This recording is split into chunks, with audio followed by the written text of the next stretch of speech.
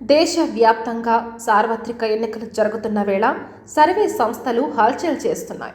సర్వేలను చేపడుతున్నాయి. వాటి ఫలితాలను ప్రకటిస్తున్నాయి. తాజాగా మరో సర్వే బయటకు వచ్చింది. జన్మత్ పోల్ సంస్థ దేశవ్యాప్తంగా 543 పార్లమెంటు స్థానాల్లో సర్వే చేపట్టింది. ప్రజల నుంచి అభిప్రాయాలు సేకరించింది. ఏ పార్టీ గెలిచే ఛాన్స్ ఉందని ప్రశ్నించింది. ఆ సర్వే నివేదికలను వెల్లడించింది. కేంద్రంలో మరోసారి ఎన్డీఏ ప్రభుత్వం వస్తుందని తేల్చి చెప్పింది. కాంగ్రెస్ నేతృత్వంలోని ఇండియా కూటమి బలం పుంజుకోలేదని తేల్చింది. ప్రాంతీయ పార్టీల హవా గట్టిగానే ఉంటుందని చెప్పుకొచ్చింది.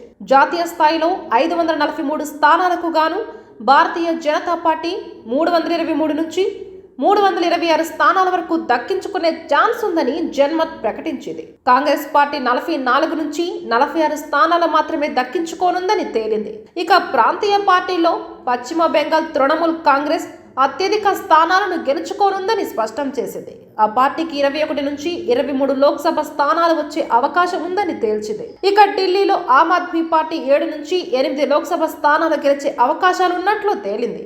ఒడిశాలో అధికార బీజేడీ 10 నుంచి 11 లోక్సభ స్థానాలు దక్కించుకుంటుందని కూడా తేల్చి చెప్పింది.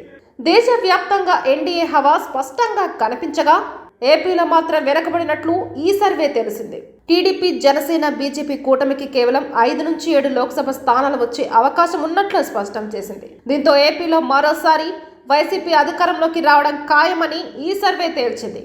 ఈ 3 పార్టీలు కూటమి కట్టినా జగన్ నేతృత్వంలోని వైసీపీని అధికారం నుంచి దూరం చేయలేరని కూడా తేల్చి చెప్పింది. ప్రతి పార్లమెంటు స్థాన పరిధిలో 7 అసెంబ్లీ సీట్లు ఉంటాయి.